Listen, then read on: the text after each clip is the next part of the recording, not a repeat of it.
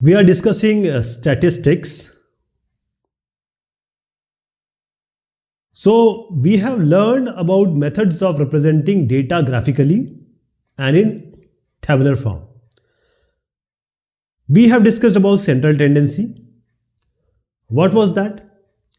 Data means values. These are just values.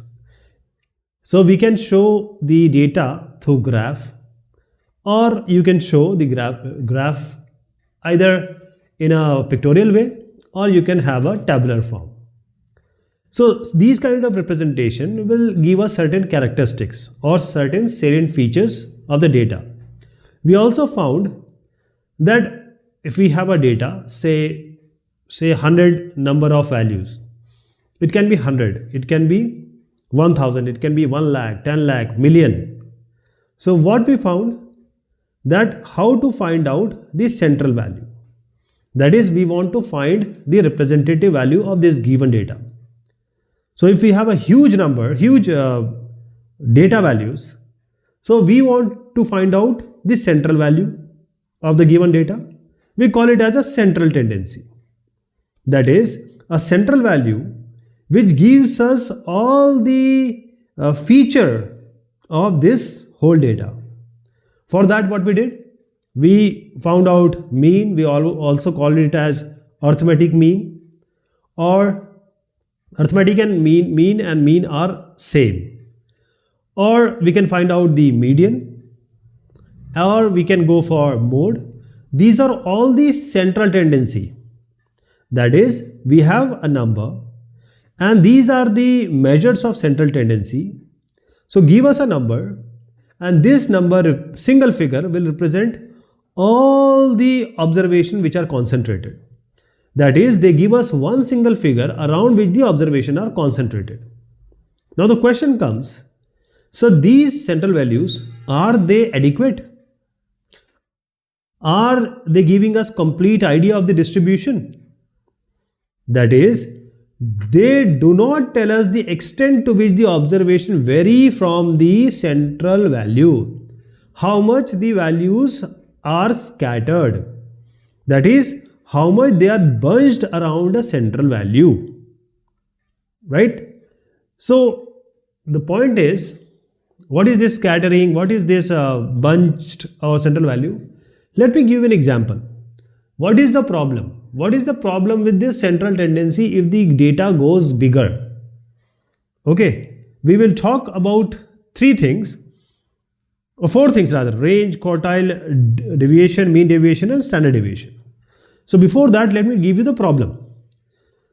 So let me write certain distribution. I am going to write three distributions: 1, 5, 9, 13, 17. We have carefully taken these distribution. Why? I'll just tell you. Let me write the distribution. So 3, 6, 9, 12, 15. And one more distribution we are going to write. And as I said, these observations are carefully being written. These are the data values. I'm just taking 5. It can be 500, 5 million. Okay. So the most important thing is, this in all this distribution, we have the same number of observation and also the same mean and the median. The mean and median is 9 for all these observation. Mean is simply add all of these value divided by the number of observation. So 5 plus 1 is 6. 6 plus 9 is 15. 15 plus 13 is 28. 28 plus 17 is, it's 45. 5, 4. Okay. The total is 45 divided by 5. So it's 9. And how to find out the median value? Arrange them in ascending order and find out the central value, which is coming 9. So mean and median can be found out. It's easy for these observations. The basic thing is, all these three observations have the same mean and same median. So I want to show you the problem. I want to show you why these central median, or this arithmetic mean, median and mode won't give us the exact scattering, exact dispersion, exact variance. So mean, median, if I just hide these three distribution, you will be bewildered that this 9 and 9 would have come from any of these. Let me just write it in a way so that you understand. Okay. These are three number lines. First is, we start with 0. First number is 1. Then we'll point out 5.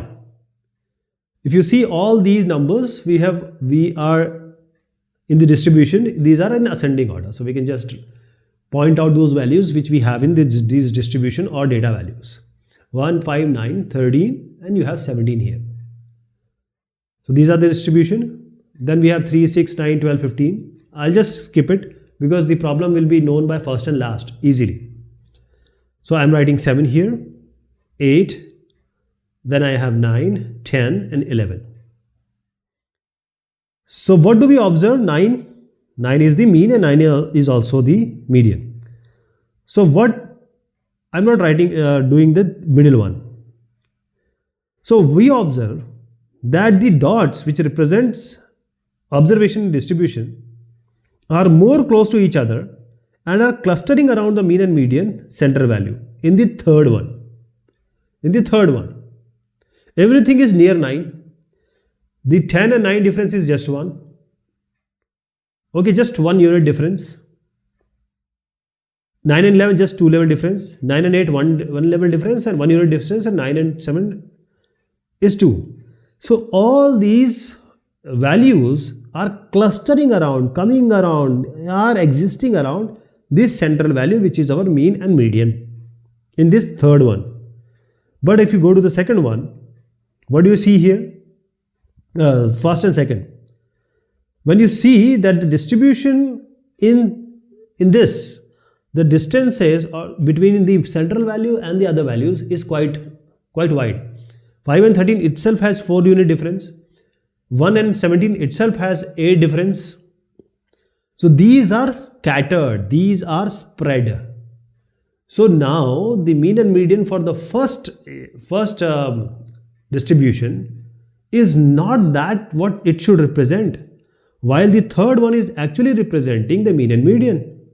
But still we have 3 different distribution which are showing us that the mean is also 9, median is also 9. I hope you got the problem. So this is the problem. This is the issue which we are facing.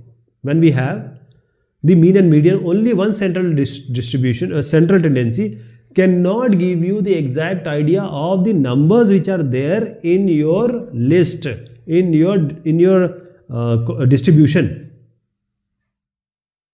Okay, let me give you one more example so that you learn it better, because that is from the practical life. You may be watching cricket. Okay, so we have batsmen. Say 2 batsmen are playing game, same game they are playing. Means every inning they are getting batting. So they go for 10 innings. So for second, let us say that 10 times they play and they get batting and they play for whatever their skills they have. Batsman 1, first time he went, he scored 30, then 91, then 0, then 64, then 42, then 80, then 30, then 5, then 117. Oh, 5 he got out, and next time he scored 117. It's very good. 71 then. Now let us come to the second batsman. Now second batsman, he also played with him. He scored 53, then 46, then 48, then 50, then 53, 53 again, 58, 60, 57 and 52.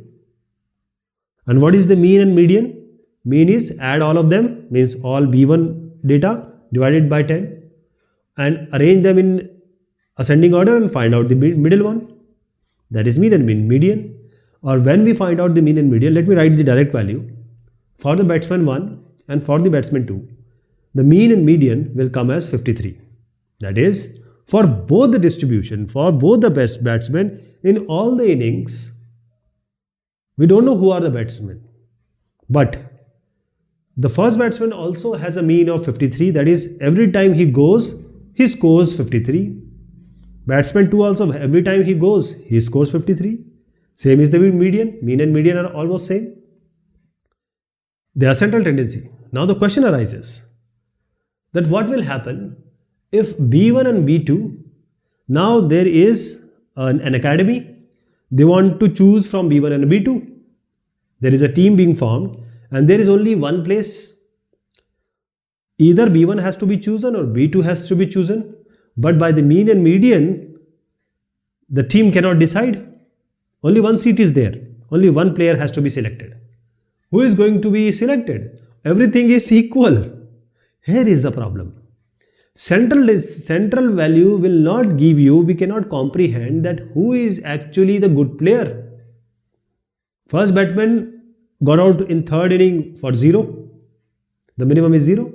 Maximum is what? 117. Come on, it's very good. Batsman 2 has never scored a duck or never scored a century. But still his minimum is 46. And the maximum is 60. That whenever he comes to play, he will minimum score 46. So he seems to be more reliable. He seems to be more consistent player. That is, this 46 minimum he will give you this scoring he will do always. But the B1 is not consistent, though he has scored 117. So mean and median is not representing what we want. The team cannot decide a man from these two to have in team, to get selected in the team. Though the mean and median are equal. This 60 and 46 are nearer to mean and median for the batsman 2. But for the batsman 1, neither 0 is closer to 53 nor 117 is closer to 53. So the central value, the spread is too much. The dispersion is too much. The scattering is too much for batsman 1. For batsman 2, it is not the case. All the numbers, all the scoring he did is quite closer to one another. I hope you got the problem. And what is the solution? So the solution is, let us measure the dispersion. So we have a solution for this. It is the measure of dispersion. Now don't go into the English.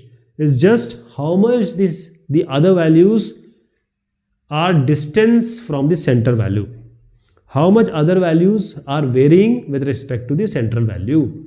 That is, if I have a central value, other values wherever you plot, how much they are far, either in a straight line like a number line or in a graph, how much these values are different distance from the central value. This is the measure of dispersion. So if the dispersion is less, the central tendency is good.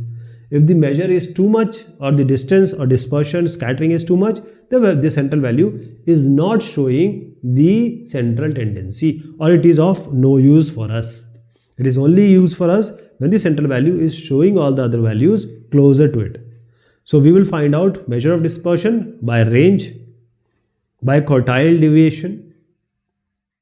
Quartile deviation, these are commonly used measures of dispersion. Range, quartile deviation. All I am telling you, quartile deviation we are not going to cover here, in the next discussion also. We will talk about range, we will talk about mean deviation, and finally the standard deviation. So these are the various measures to find out the degree of scatteredness of the observation in a distribution around the central value. Okay, range, mean, every dispersion measuring have their advantages and disadvantages. We'll talk about range just now. Then you will see what is the problem in range, why we are going to this mean deviation and standard deviation. You will just know. So let us see range. Range is good for some data. I am not saying for every data it is wrong. Central tendency is good for some of the data. It depends totally on the data, that which data you are using. So range is basically a distance. It's a distance. So the distance or the range is the difference between the two extreme observations of the distribution. That is, if I write the formula, it's basically a range of a distribution is maximum value minus or subtraction with minimum value. But we already have an example. See, we talked about two batsmen. What is the range? The maximum is 117, the minimum is 0. So the range of batsman 1 is 117 minus 0. So that is 117. And what is the B2? Range is 60. Highest is 60. He scored highest 60. And lowest he scored 46. What is the difference? 14. So what do you see here? The range of B1 is not good, is very high. But the range of B2 is quite good, 14. It's closer to 0.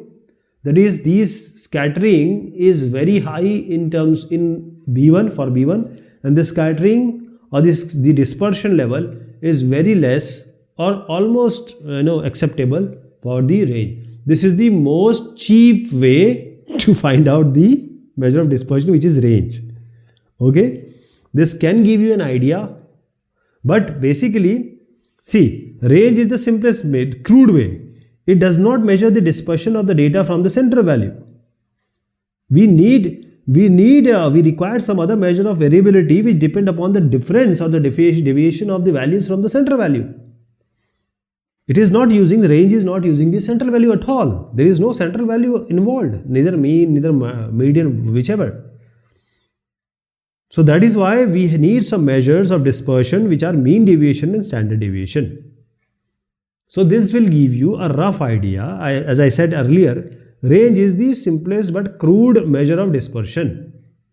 It is not using mean, not mode, neither of these two, nor this median. So we'll go for mean deviation and standard deviation.